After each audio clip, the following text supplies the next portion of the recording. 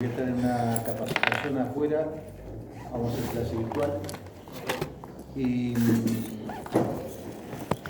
de acuerdo al cronograma hoy debemos llegar a ver la parte de bobinados, pero antes de ver bien bobinados, que ya tienen cargada la práctica, tienen cargados los materiales, que completé todos los materiales de transformadores. Los transformadores, no la parte de FEM. Sí, completé Transformadores. de bobinado, fuerza magnético-automotriz, cupla, bobinado, le puse la teoría, está todo. Bueno, eso es lo que, si llegamos hoy, terminamos con eso, nos quedaría hacer ejercicio práctico, pero bueno, vamos a tratar de avanzar. Profe, el parcial se mantiene en la fecha que... La vamos a pasar una semanita. Ah, bien.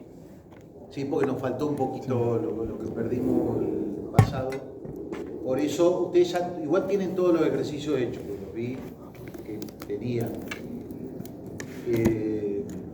Guárdenlo, porque por ahí, en el parcial, hasta lo podemos rendir mano a mano y pueden ser esos ejercicios. O sea, ¿lo dan acá o lo damos conmigo? Bien. Carga desequilibrada en transformadores. ¿Qué es lo que pasa? Cuando nosotros tenemos una línea, es muy difícil poder balancear las cargas, es decir, que todos consuman de la misma manera. A lo mejor en una industria podemos más o menos, pero nadie está exento de que apaga algo, se prende una heladera, un freezer, una línea o lo que sea, siempre hay pequeños desbalances. En una red también es difícil predecir el comportamiento, donde también puede haber alguna anomalía y pueden salir cargas de la red. Entonces ahí es importante que ustedes entiendan un fenómeno que es qué pasa cuando un transformador está trabajando con carga desequilibrada. Y acá vamos a ir al concepto. Fíjense que nosotros hasta ahora nos metimos adentro y hemos calculado mucho sobre el transformador, pero hay cosas que son teóricas. Obviamente, cuando esto sucede, hay programas de cálculo que después hacen los cálculos de los desbalances, o si por ejemplo puede haber un cortocircuito, hacen cálculos, con eso uno puede trabajar con las protecciones, pero también hay que entenderlo desde el punto de vista teórico. Entonces ahora esto va un poquito con el objetivo de que teóricamente lo entiendan bien y fundamentalmente el resultado de un desbalance de tensión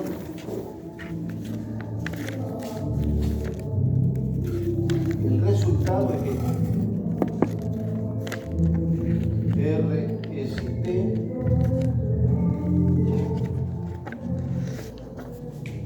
si esto es mi sistema, pues, es un corrimiento, este sería el sistema real, ¿sí? Es un corrimiento del punto neutro que hace que una fase esté descargada, pero las otras fases tengan sobretensión. Este es el problema. Este es el problema. Entonces, depende cómo yo conecte mi transformador, este efecto o va a estar presente o este efecto se ve atemperado.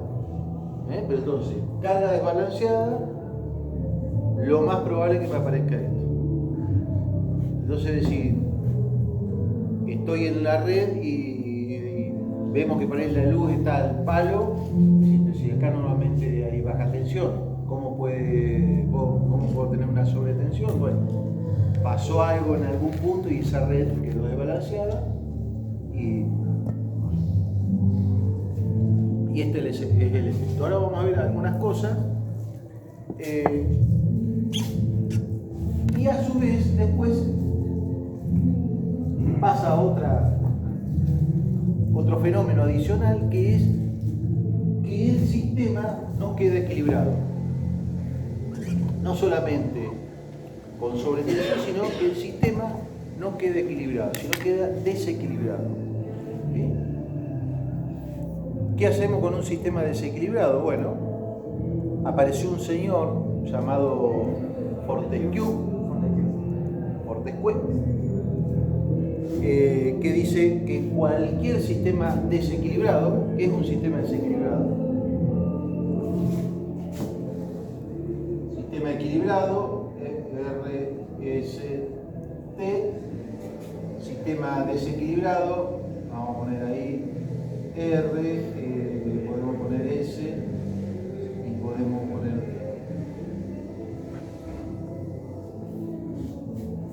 D. Eso es lo que pasa. Ahora, un señor, Fortescue, dijo que este sistema, no hay ningún problema, equivale a 3 sistemas equilibrados. 3 sistemas equilibrados. Entonces, yo 3 sistemas equilibrados los puedo resolver con las ecuaciones de siempre. En RST, 3 sistemas equilibrados los puedo resolver. Esto lo van a ver con más detalles en instalaciones 2. ¿La cruzaste? No, estamos en proceso. Sí. No. Me zafan entonces. Puede hacer una analogía con Fourier, porque también es una descomposición. Sí, pero estos son cifras distintas. A mí me resultó extraño, hace 2 años,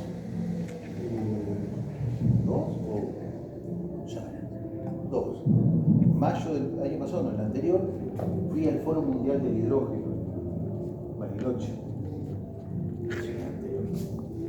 Me vi ahí, ¿no?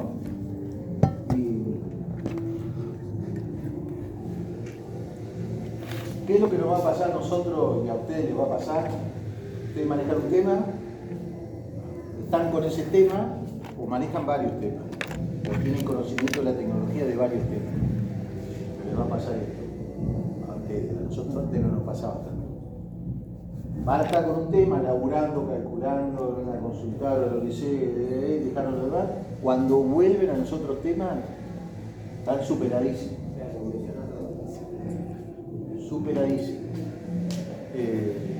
Y a mí me sorprendió el desarrollo que hay de hidrógeno acá, realmente en la Patagonia, y la empresa que mayor cantidad de plata está poniendo acá, proyectos de 500 millones de dólares, se llama justamente Fortescue, que es australiana. Vieron que en el gobierno de Alberto dijeron no, porque van a venir los cosos, una inversión de 2.000 y pico millones de dólares, y todo no se cagaba de risa, todo. ¿Quién va? ¿A dónde? ¿Cómo? ¿A dónde? Bueno, nadie vio nada, pero todos esos están en Río Negro. Ahí están invirtiendo un montón. Así que bueno, palabra Fortescue. Y otro tema, digo, con esto me pasó el jueves pasado, o el viernes, tuvimos una reunión virtual con los representantes de Huawei de la Argentina. Digo, por ahí pueden salir cosas para ustedes. Tienen un montón de cosas en el Parque Industrial de Ezeiza, muchas cosas. Y antes de la reunión digo, pucha, me voy a informar a ver qué están teniendo. Era de paneles, bueno, por ahí hay algo de paneles. Lo que tienen para hacer microredes. Lo que tienen de sistemas de almacenamiento y en los controles del sistema de almacenamiento, impresionante. Y avanzan. En febrero vamos a hacer la Escuela Internacional de Verano, la primera, nuestra, con la UNSAN en transición energética. 60 becados de la Argentina, pueden ser de afuera, de la Universidad de San Martín, algunos nuestros, van a ser elegidos todos, para que durante una semana, todo el día, van a estar encerrados, bueno, van a poder irse, hablando de transición energética. Y aproveché y voy a invitar a Huawei para justamente van a ser 4 cursos y charlas. Y uno de los cursos es tecnologías emergentes, para que venga alguien de China y nos traiga lo último para hacer. Bueno, así que esto es lo que nos da, ¿no? La ingeniería tiene eso. Ahora, lo que es impresionante, el avance de los chinos en el manejo de las renovables. Bueno, entonces esto lo podemos dividir en 3 sistemas. RST, R1, S1, T1, un sistema de secuencia directa, R1, T1, S1, un sistema de secuencia inversa, este es el 1, este es el 2, y uno que es el sistema de secuencia 0,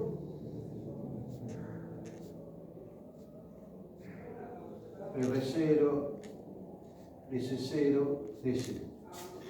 Perdón, esto es 2, ¿no?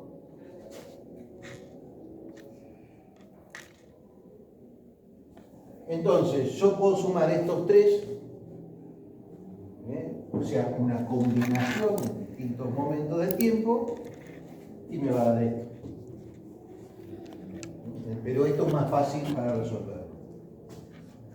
Entonces, ¿cuál es el tema? Cuando justamente tengo que resolver o en carga de balanceada o en cortocircuito un transformador, el transformador me va a presentar 3 impedancias de acuerdo a la secuencia.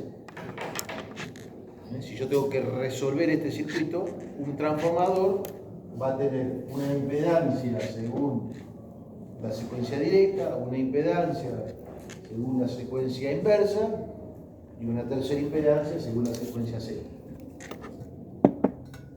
Para alegría nuestra, la secuencia directa y la secuencia inversa, esa impedancia coincide con la que nosotros calculamos el ensayo producido. Coincide. En cambio, esta va a variar. Va a variar. Y es normalmente la impedancia de retorno que tiene el transformador. Entonces, transformadores que tengan neutro o 4 hilos tienen retorno, van a presentar Z0 o un neutro accesible, van a presentar. Transformadores en triángulo no van a tener Z0. Bien, avanzamos. Bueno, lo que les decía, ahí vemos una red.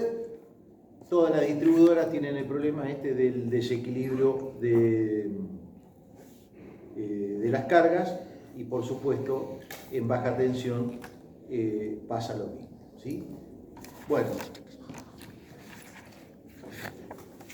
normalmente en un transformador ustedes saben que la fuerza magnetomotriz del primario se equilibran con la del primario. Las del secundario con las del primario se equilibran. Es decir, N1 por I1, si desprecio la corriente de vacío, va a ser igual a N2 por I2. Entonces hay un reflejo de las dos fuerzas magnético-eléctricas. Bien, ahora cuando tengo desequilibrio en el secundario, el problema es que esto me lo puede reflejar en el primario, ese desequilibrio o ese aumento en los valores de fase. Entonces ahí donde nosotros vamos a tener problemas de operación, problemas de protecciones, es decir, nos aparecen varios problemas con nuestros tramos. En el caso de un transformador monofásico, esto se ve atenuado. Bien, ¿de qué depende entonces el desequilibrio o los efectos que podemos tener de una carga desequilibrada en transformadores? Primero, la forma de conexión, lo que les decía, estrella o triángulo. Primero, la forma de conexión. Después, el tipo de núcleo. ¿Por qué? Bueno, porque si yo tengo un transformador de 3 núcleos, los caminos de los flujos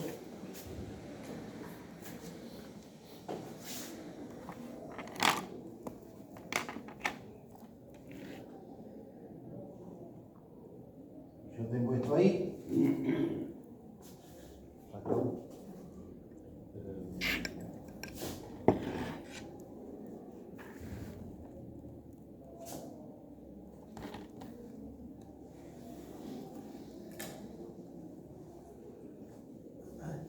Ahí tendría un transformador trifásico, obviamente le falta el bobinado, el otro, de 3 columnas.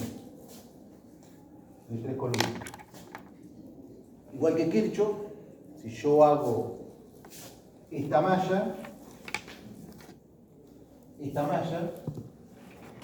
para el flujo R, lo mismo hago esta malla para el flujo T, pero en caso de que haga el flujo el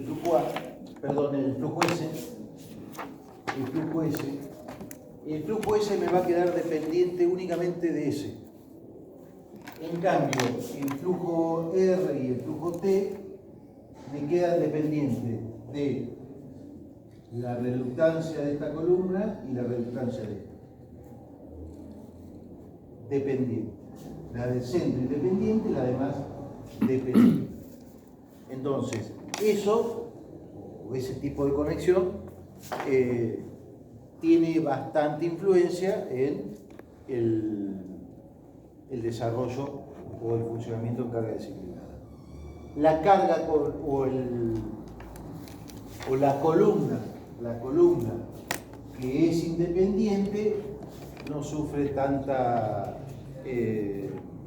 influencia por parte de la carga desequilibrada, y las otras dos juegan papeles un poquito más preponderantes. Bueno, la alimentación del transformador sigue de 4 hilos, es decir, con un neutro y que podemos acceder al centro de estrella, o uno de 3, y el tipo de desequilibrio de la carga. El tipo de desequilibrio de la carga puede ser una operación normal, con una carga un tanto más, con valores que pueden ser normales, pero con desequilibrio, o un funcionamiento anormal, que sería un cortocircuito. Puede ser un cortocircuito fase neutro, un cortocircuito bifásico. Van a ver ahí, que yo ya les dejé mucha bibliografía, hay una de las cosas que nosotros utilizamos en La Plata al final, están todos los tipos de conexiones y cómo se desequilibran de acuerdo al tipo de conexión. Y cuando tenemos un cortocircuito también. ¿Sí? Bien. Descriptivo. Acá tengo una conexión triángulo, estrella y por supuesto con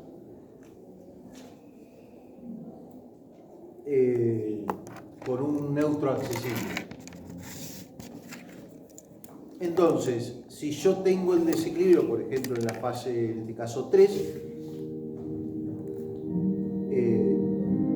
esa corriente va a retornar por la impedancia de neutro, como está ahí marcado en rojo.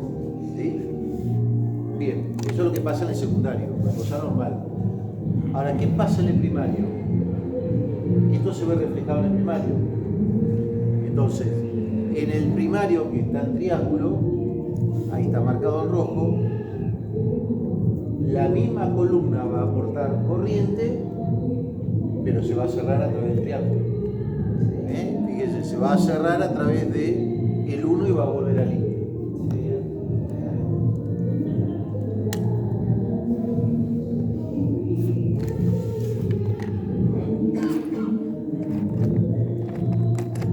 Bien, las dos fuerzas magnetomóviles primaria y secundaria están equilibrados.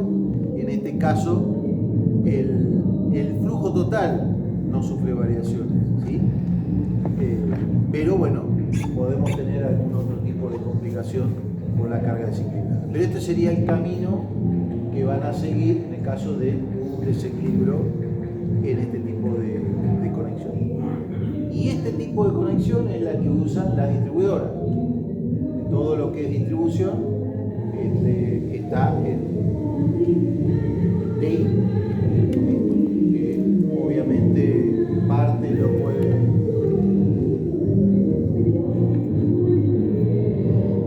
Como si estuvieran acá adentro.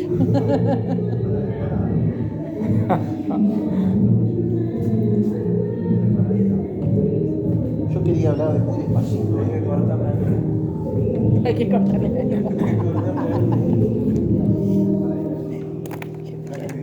Él lo fue a patotear.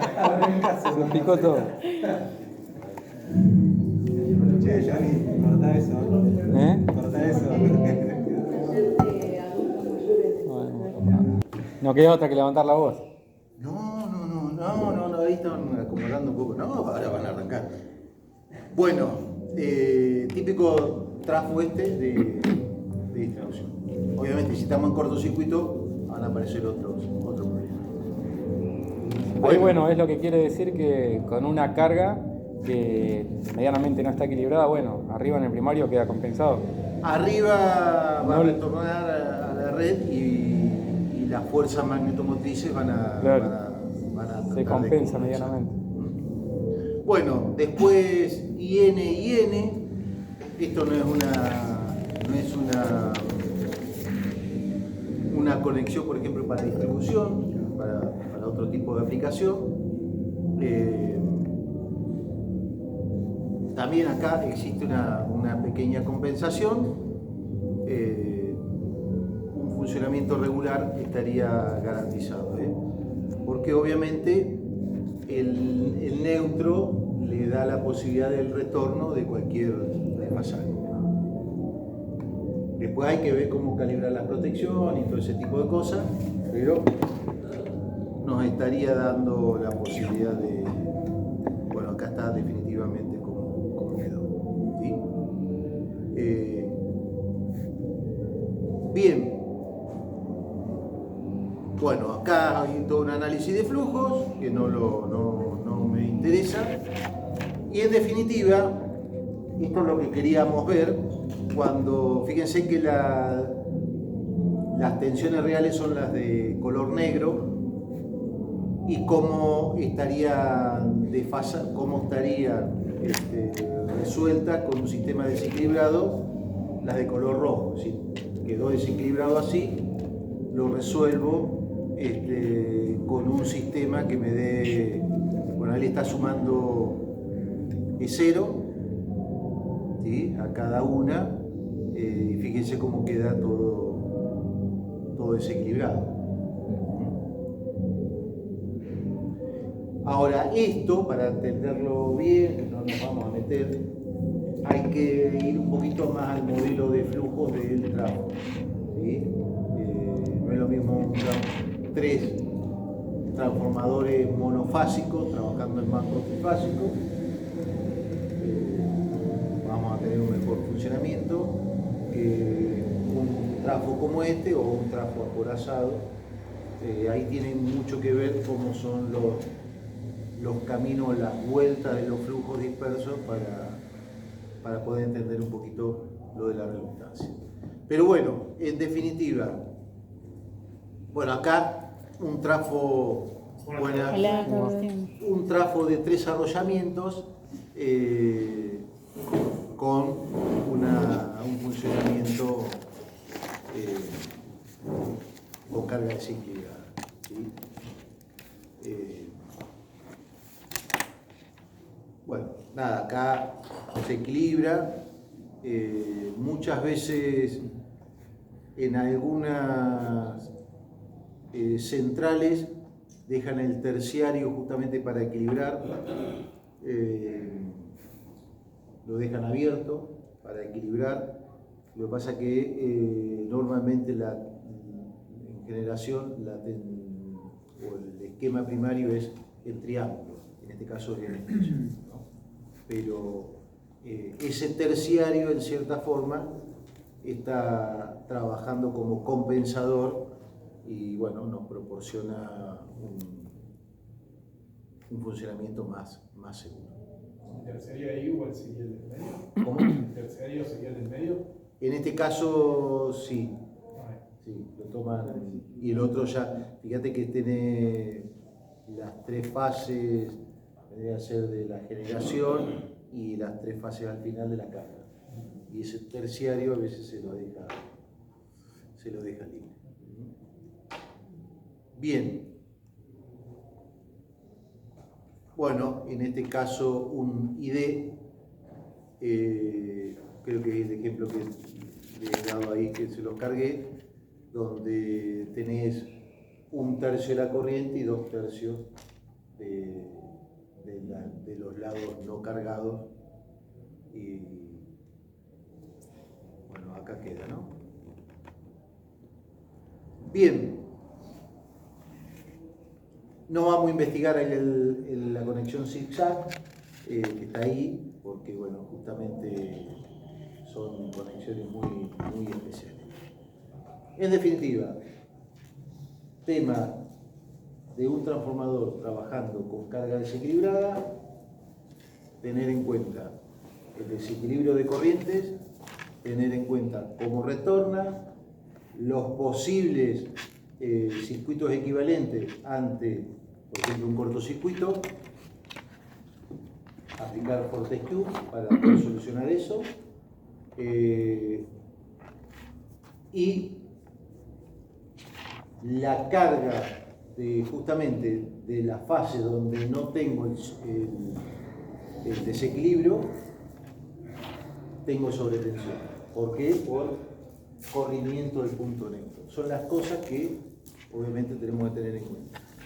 Eso sí, nosotros vamos a diseñar algo, vamos a tratar de que tengamos siempre carga equilibrada. Pero, profe, si tenemos el neutro rígido a tierra, eliminamos ese problema. Eliminar ese problema. Okay. Nos va a generar una corriente ahí de Lo va a equilibrio, pero generar, eliminar la sobretensión. tenés que ver todo el tema de protecciones, pero sí. Bien, hablando de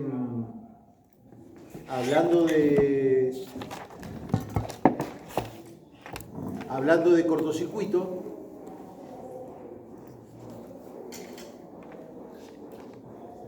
estamos afuera. Hablando de cortocircuito, lo mismo, un tema para tener en cuenta, que es el esfuerzo de cortocircuito en transformadores.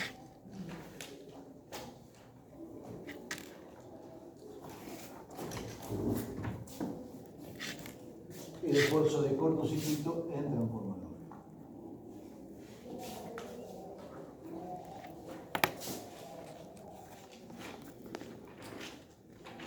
Un cortocircuito en la fase T. ¿Sí? Bueno, nosotros habíamos visto que una corriente de cortocircuito en un transformador era igual a la corriente nominal dividido el porcentaje de la tensión del cortocircuito. ¿De acuerdo? Si ese porcentaje era 5, esto era, si U de cortocircuito 5%, esto es 20 veces la corriente nominal. Para decir 1. Ustedes saben que los porcentajes de tensiones de cortocircuito van del 15 del 5 al 18%, más o menos. Una variación 20, depende del tramo. Cuanto más grande, esas tensiones son mayores. Bien, entonces, 20 veces la corriente nominal, claramente yo la tengo que despejar rápido, instantáneamente. ¿Quién hace protección acá?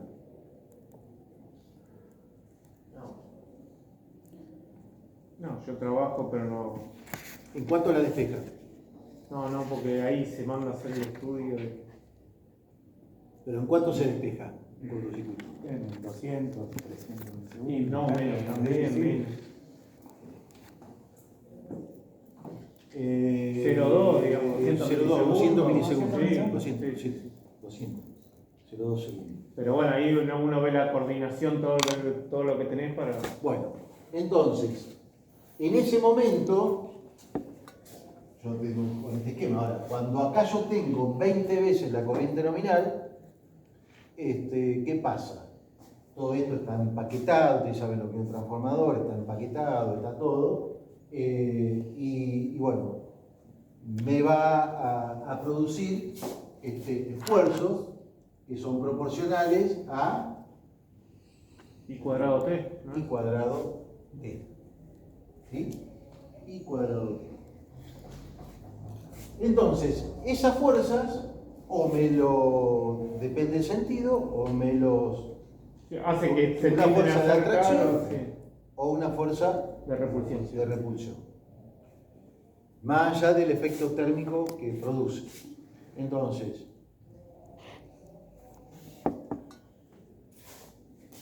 la X del transformador, la X equivalente del transformador, lo vamos a ver al final de bobinado, depende de la geometría del transformador, del alto, del paquete, bueno, tiene toda una serie de cosas. Cuando yo lo someto a esto,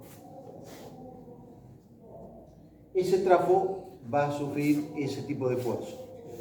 Si yo lo levanté en el tiempo suficiente, bueno, nada queda en términos equilibrados cuando tengo una anomalía. Entonces, ¿cómo se evalúa si el transformador, si ese transformador tuvo un daño? Obviamente lo primero es hacerle todos los ensayos que tenga que ver, en que podamos saber cómo está el sistema aislante del mismo. ¿Sí? Rigidez, tensión inducida, tensión aplicada, sobrecargas parciales, varios. La otra que se hace es medir. Yo tengo un valor de la reactancia antes del cortocircuito y una antes y post. Y un valor de la reactancia la mido después. Porque la geometría me cambia la reacción. Si esa fuerza fue lo suficientemente importante para cambiarme la geometría, me va a variar el valor de la reactancia y ahí dije, esto se movió.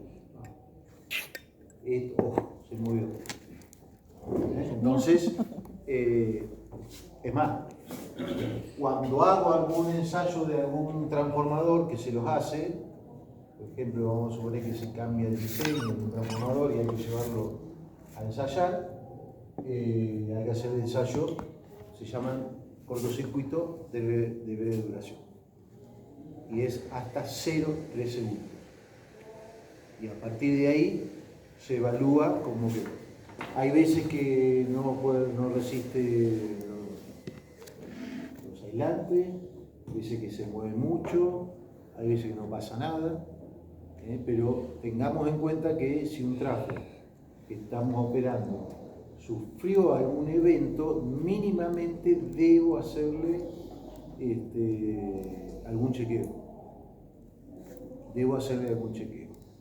Había un compañero que hizo no me acuerdo si tenía, que presentó el trabajo del ESIC sistematizó los ensayos que hacía en una subestación. Mauro. Sí, ¿lo vieron ese trabajo? No lo vi, pero sé que estaba trabajando en eso.